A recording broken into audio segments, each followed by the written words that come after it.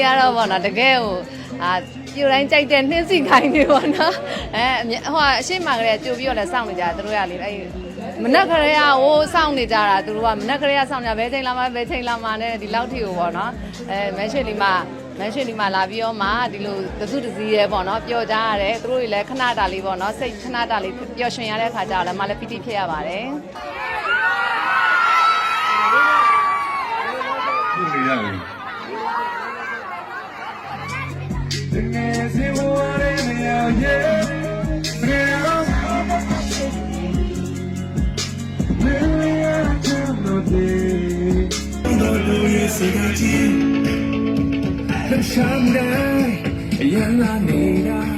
တတိထားမိတာကတော့သူတို့နှစ်ယောက်ရဲ့ live ကိုကြိုက်တာပေါ့နော်သူတို့ကအရန်ကိုတဖြည်းဖြည်းချင်းစူးစမ်းလာတဲ့ couple ဖြစ်တဲ့အတွက်သူကအရန်အားကြတယ်အဲ့လိုမျိုးလေမိဘ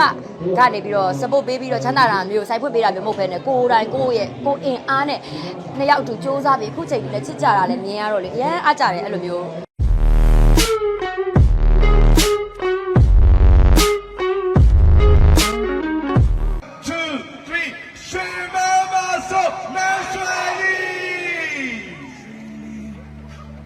ဒါတော့ဟိုပါပေါ့နော်မန်းရွှေလီစင်ရတနာဆိုင်အမှတ်3ရဲ့ဖွင့်ပွဲဒုတိယနေ့ပေါ့နော်ဒုတိယနေ့မှာကြာတော့လေဒါအမှုပညာရှင်တွေအများကြီးနဲ့ပဲဒါဖွင့်ပွဲလေးကိုကျင်းပခဲ့တယ်ပေါ့နော်မနေ့ကတော့ဖဲကျုပ်ဖြတ်ဖွင့်ပွဲဒါကတော့ဒုတိယနေ့မနေ့ဖြတ်ကြရင်လည်းတတိယနေ့မှာဆိုလို့ရှိရင်ငယ်စဉ်စုံတွဲလေးရဲ့မန္တလေးမြို့ရဲ့အချစ်တော်စုလေးလည်းရှိနေအောင်ပါပေါ့နော်မနေ့ဖြတ်အတွက်လည်းဖိတ်ခေါ်ပါတယ်ဒီနေ့ကတော့ပေါ့နော်တကယ်ကိုပြိုတိုင်းကြိုက်တဲ့နှင်းစီခိုင်းနေပေါ့နော်ဟိုအရှိမကလေးကြိုပြီးတော့လည်းစောင့်နေကြသူတို့ရလေမနက်ခရေကဟိုစောင့်နေကြတာသူတို့ကမနက်ခရေကစောင့်ကြဘဲချိန်လာမှဘဲချိန်လာမှနဲ့ဒီလောက်ထိကိုပေါ့နော်မန်းရွှေလီမှာလာပြီးတော့မှဒီလိုတစုတစည်းရဲပေါ့နော်ပျော်ကြရတယ်သူတို့တွေလည်းခဏတာလေးပေါ့နော်စိတ်ခဏတာလေးပျော်ရွှင်ရတဲ့အခါကျတော့လည်းမလည်းပီတိဖြစ်ရပါတယ်ကိုစိုးကြီးရဲ့တယ်လီဖုန်း She is the best ပဲနော်အားလုံးမင်္ဂလာပါဒီဆိုင်ဖွင့်ပွဲနဲ့အရင်ချက်တည်းရှိတဲ့ baby လေးက bike ထဲမှာရှိ Wow! Congratulations, MD!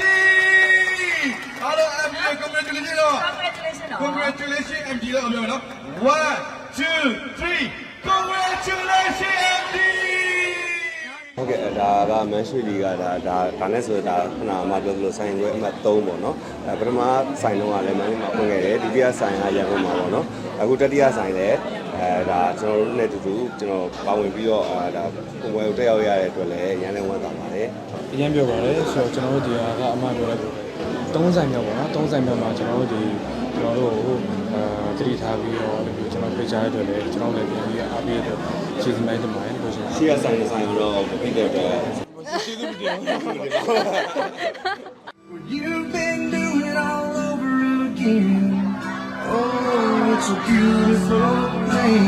And you're not gonna keep it on hand I just know you got me on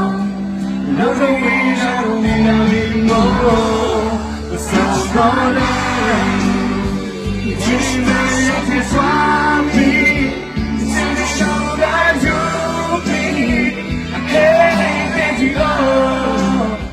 ဟုတ်ကဲ့ပါခင်ဗျာမန်းရွှေလီကကြတော့ကျွန်တော်ရန်ကုန်မှာဖွင့်တဲ့ဒုတိယဆိုင်ခွဲမှာစတင်ပြီးတော့မှကျွန်တော်ဖွင့်လှစ်ပေးခဲ့တာဖြစ်ပါတယ်ခင်ဗျာမန်းရွှေလီစင်ရှင်နာဆိုင်က chairman တို့ MDO နဲ့စတင်ပြီးတော့မှသိတာကတော့ကျွန်တော်တို့ဒါမန်းရွှေလီစင်ရှင်နာဆိုင်ရဲ့business consultant ဖြစ်တဲ့ဆရာတို့ဆရာမတို့နဲ့ခင်မင်းရင်းနှီးရာနေစပြီးတော့မှသိကြတာဖြစ်ပါတယ်ခင်ဗျာအဲ့တော့အခုဒီနေ့ကတော့ကျွန်တော်ဒါ30မြောက်လာပြီးတော့မှဖွင့်လှစ်ပေးတာဖြစ်ပါတယ်ခင်ဗျာဟုတ်ကဲ့ကျွန်တော်တို့ဒါရွှေမန်းကြီးအခြေရတဲ့ပြည်သက်တွေအားလုံးကအပဒရိုးသားပွင့်လင်းပြီးတော့မှအနုပညာရှင်တွေဆိုရင်ဥရဲအသေးလေးကနေသိချစ်ကြတော့ကျွန်တော်တွေ့ရပါတယ်ခင်ဗျအဲ့ဒါကိုပဲကျွန်တော်ကနေပြီးတော့မှစဉ်းစားပြီးတော့မှသူတို့ချစ်တဲ့အနုပညာရှင်တွေနဲ့သူတို့နဲ့ရင်းနှီးချစ်ခင်တွေ့လို့ရအောင်ဆိုပြီးတော့မှစီစဉ်ဆောင်ပေးတာဖြစ်ပါတယ်ခင်ဗျဆွေကရန်ကုန်ဆိုင်တော့ကလည်းပေါ့နော်ဖွင့်ပွဲမှာပါဝင်ဖြစ်တယ်အခုမန္တလေးအခုလိုမျိုးအကြီးကျယ်ခမ်းနားတဲ့နေရာအကျယ်ကြီးဆိုင်အကြီးကြီးပါဝင်ခွင့်ရတဲ့အတွက်အများကြီးဝမ်းသာရပါတယ်ဟုတ်တတိထားမိတာကတော့သူတို့နှစ်ယောက်ရဲ့ live ကိုကြိုက်တာပေါ့နော်သူတို့ကအရန်ကိုတဖြည်းဖြည်းချင်းစူးစမ်းလာတဲ့ couple ဖြစ်တဲ့အတွက်သူကအရန်အားကြတယ်အဲ့လိုမျိုးလေမိဘကနေပြီးတော့ support ပေးပြီးတော့ချမ်းသာတာမျိုးစိုက်ဖွင့်ပေးတာမျိုးမဟုတ်ဘဲနဲ့ကိုယ်တိုင်ကိုယ့်ရဲ့ကိုယ်အင်အားနဲ့နှစ်ယောက်အတူစူးစမ်းပြီးအခုချိန်ကြီးနဲ့ချစ်ကြတာလည်းမြင်ရတော့လေအရန်အားကြတယ်အဲ့လိုမျိုးဘာမှမရှိတဲ့အချက်နေစပြီးတော့သူတို့ကလက်တွဲလာတယ်ချ ရှိတဲ့အချိန်မှာပြောင်းလဲသွားကြတာပုံများတယ်အတူရင်ဆိုင်ပို့တယ်ဒါပေမဲ့သူ့ရဲ့အမျိုးသားကလုံးဝပေါ့နော်မပြောင်းလဲပဲသူမိန်းမကိုပဲချစ်ပြီးတော့ support အပြည့်ပေးပြီးတော့ဒီလောက်ကိုတူတူလောက်ကြတာမြင်တော့အရင်ကိုမိန်းမတယောက်အနေနဲ့ပေါ့နော်ဝမ်းသာမိရဲ့ရှင်ဟုတ် ဒီ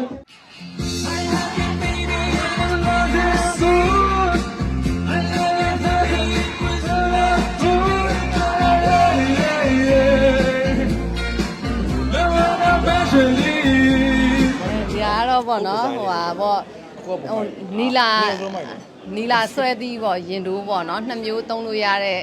အဲဒါဆွဲရင်တိုးဆွဲသီးလေးပေါ့နော်ဒါနီလာဆိုတာကလည်းအမားတို့မြန်မာနိုင်ငံရဲ့တဘာဝတွင်းထွက်ယတနာတစ်မျိုးလည်းဖြစ်တယ်တကယ်ဟိုမြန်မာလူမျိုးတွေပေါ့နော်ဂုံယူဝင်းကြွားစာနဲ့ဝစ်စင်ရတဲ့ယတနာတစ်မျိုးတည်းကိုပါတယ်ပေါ့နော်ဗဒံများနီလာဆိုတာတကယ်ဟိုဂုံသတင်းကြီးလွန်းပါတယ်ပေါ့နော်ဒါကြောင့်မလို့လဲအမားဒါလေးနဲ့အတူတူ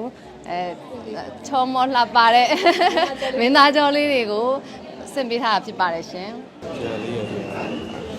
မှတ်တယ်တော့မနော်ကြိုက်တာပေါ့နည်းကြိုက်တာပေါ့ဘာလို့ဆိုတော့ကျွန်တော် inner brain မှာဒါဖြေရလက်ချက်နေပါတယ်ကျွန်တော်ကအရင်တော့ဆိုတော့တိတ်ပြီးစိတ်ဝင်စားတယ်ဒါပေမဲ့အခုနောက်ပိုင်းကျတော့ကျွန်တော်ကအရေးကြီးတာလောရလာတယ်ဆိုပြီးတော့တွေးမိရပေါ့ဆိုတော့နောက်ပိုင်းကျရင်ကိုကဒီရ invest မှာဖြစ်ဖြစ်ကိုယ်စုထားလို့ဖြစ်ပြီးဒါအရေးကြီးတော့ကောင်းတယ်နော်ဆိုတော့ဟိုအရင်မိုက်ပါတယ်ဒီဇိုင်းလေးရတယ်အရင်လူငယ်လက်ဆန်ပြီးတော့ဒါလူကြီးလူငယ်ကြိုက်လို့ဖြစ်တယ်ပေါ့နော်ဆိုတော့ကျွန်တော်ကိုယ်လည်းကြိုက်တယ်အမတို့ကလည်းဒါလူငယ်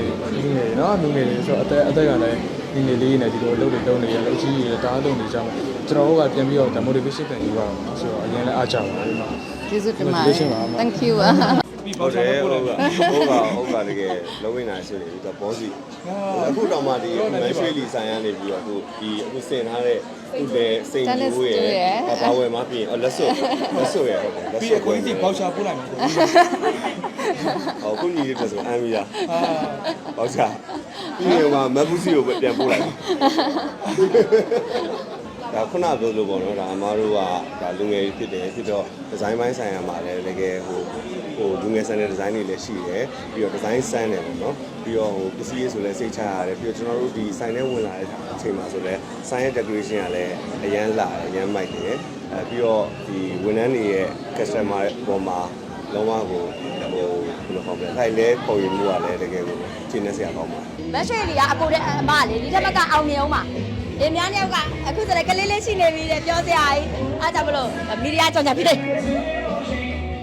အားကြောင့်မလို့အရင်ကအားကြရပါတယ်ဒီထက်မကလည်းအောင်မြင်ပါစေစိုက်ပွဲသုံးဖို့လည်းလာခဲ့ကြပါဖိတ်ခေါ်ကြပါတယ်လက်80เนาะဒါအရင်ကလူလိုက်သိတဲ့နေရာလာခဲ့ကြပါ ပျော်ရွှင်ရပါတယ်ပေါ့နော်ဟိုကိုယ့်ရဲ့ကျင်းတဲ့ပီတီလေးလည်းဖြစ်မိပါတယ်ဘာပြောကိုယ့်ရဲ့ customer တွေကမန်ရွှေလီကဘာပွဲလေးပဲလုံးမျက်နှာမငယ်စေရအောင်ပေါ့နော်အမြဲတမ်းလာရောက်ပေးကြတယ်ဝယ်ယူအားပေးကြတယ်ဖိတ်လိုက်တိုင်းမှာသူတို့တွေလာပြီးတော့လည်းအားပေးကြတယ်ပေါ့နော်ဒါအပြင်ကိုတခြားမျိုးတွေပေါ့နော်အနေနဲ့ရက customer တွေဆိုရင်လည်းအားပေးကြတယ် online ကနေလည်းပေါ့နော်အမျိုးကြောင့်အမြဲတမ်းချစ်ခင်ပေးတဲ့ customer တွေအကုန်လုံးကျေးဇူးအများကြီးတင်ပါတယ်လို့နောက်ခုနပြောသလိုပေါ့နော်ဒါမင်းသားတွေကိုချစ်လို့လာကြတဲ့သူတွေဆိုလို့ရှိရင်လည်းဒါချစ်ခင်တဲ့စိတ်နဲ့သူတို့တွေလာတဲ့အတွက်ကြောင့်နေပူထဲမှာလည်းဒါလေးစောင့်ပြီးတော့မှသူတို့နေကြရတယ်ဒါဘာပြောပေါ့နော်ကျေးဇူးအများကြီးတင်ပါတယ်ဒါအရင်တော့အမတို့ဆိုင်မက်တက်တုံကတော့ဒါမြောက်ပြင်ဘက်ကိုလာရတယ်ပေါ့နော်အမတို့မြောက်ပြင်ဘက်ထဲကိုပါတယ်ပေါ့ဒါပေမဲ့နောက်ကျတော့ဒီဘက်တစ်ချမ်းလာတဲ့ customer တွေကြတော့အဝေးဘက်ကိုလာတယ်လို့လည်းဖြစ်နေတဲ့အတွက်အမတို့ကဒါလမ်း80 30နဲ့3တက်ကြားမှာဆိုင်မှတ်3ကိုထပ်မံဖွင့်လှစ်လိုက်တယ်ပေါ့နော်အဲ့ဒီခါကျတော့အမတို့ကဆိုင်တစ်ဆိုင်ဖွင့်ပြီဆိုလို့ရှိရင်လည်းစဉ်းစားရတယ်ဒါ customer တွေကားရက်နာဖို့အဆင်ပြေရဲ့လားသူတို့တွေဝင်ရထွက်တာလွယ်ဖို့လည်းအမတို့ကအများကြီးစဉ်းစားတာပေါ့နော်အဲ့တော့နေရာကြက်ကြက်နဲ့အဆင်ပြေနိုင်မဲ့ customer တွေလည်းလာရင်ဒီဆိုင်ထဲဝင်လိုက်တာနဲ့တက်တာနဲ့သူတို့ဝယ်ယူအားပေးနိုင်မယ်ပေါ့နော် luxury ဆန်သူတို့ဟိုပေါ့အားပေးနိုင်မယ်ပေါ့နော်ဒါကြောင့်မို့အမတော့အများကြီးစဉ်းစားပြီးတော့မှဒီဆိုင်မှတ်3ကိုဖွင့်လှစ်ခဲ့တာဖြစ်ပါတယ်ဆိုင်မှတ်3ကတော့လမ်း80 30နဲ့3တက်ကြားမှာဖြစ်ပါတယ်ရှင်ဟုတ်ကဲ့ပါခင်ဗျာအခုလိုမျိုးကျွန်တော်တို့မန်ရွှေလီစိတ်ရွှေသနာဆိုင်ကြီးရဲ့ဆိုင်မှတ်3ကိုခန်းသားကြီးကျယ်စွာနဲ့ဖွင့်လှစ်နိုင်ခဲ့တာဖြစ်တဲ့အတွက်ကျွန်တော်ရဲ့ chairman နဲ့ MD ကိုလည်းတကယ်ကိုပဲ congratulation ပါလို့ပြောချင်ပါတယ်ခင်ဗျာကျွန်တော်တို့မန်ရွှေလီစိတ်ရွှေသနာဆိုင်အနေနဲ့ဆိုင်မှတ်3ပါသည်နောက်ထပ်ဆိုင်ပေါင်းများစွာကိုပိုင်ဆိုင်နိုင်ပါစေလို့လည်းဆုမွန်ကောင်းတောင်းပေးချင်ပါတယ်ခင်ဗျာ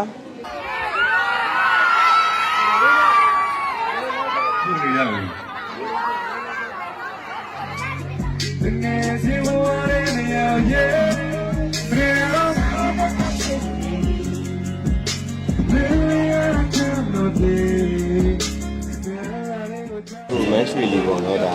ဆိုင်ခွဲအမှတ်3ကနေစပြီးတော့နောက်ထပ်ဆိုင်ခွဲပေါင်း သိန်းနဲ့တန်းနဲ့ရှိတဲ့အထိအများကြီးဖွင့်နိုင်ပါလေပြီးတော့ရောင်းရည်လည်းဆက်လက်ကိုထိုးတက်ပါစေလို့ဒီမှာဆုတောင်းပေးပါတယ် ဒီရစနေပြပါလိမ့်ရှင် ဟုတ်ကဲ့ဟိုမန်ရှစ်ပေါ့နော်ဆိုတော့ကျွန်တော်တို့ဒီဟိုဒါ30မြောက်နောက်ထပ်ကျွန်တော်တို့ဒီမြန်မာနိုင်ငံမှာမဟုတ်ဘူးခြားနိုင်ငံခြားမှာဒီထပ်ပြီးတော့အဲ့လိုမျိုး international ထိပါဖွင့်နိုင်ပါစေလို့ကျွန်တော်ဆုမတောင်းပေးချင်ပါတယ် မနေ့ဖြန်ဆိုလို့ရှိရင်နောက်ဆုံးနေ့ပေါ့နော်အဲ့ဒီမှာဆိုလို့ရှိရင်လည်းဒါငယ်စဉ်ဇုံတွဲလေးကိုလည်းမျှော်နေကြတယ်ပေါ့နော်အဲ့ဒီခါကျတော့မနေ့ဖြန်ဒီဆိုင်အမှတ်3ဖွင့်ပွဲကြီးပေါ့နော်နောက်ဆုံးနေ့လေးကိုလည်းဝင်းရအားပေးကြပါအောင်လို့ဒီကနေဖိတ်ခေါ်လိုက်ပါတယ်ရှင်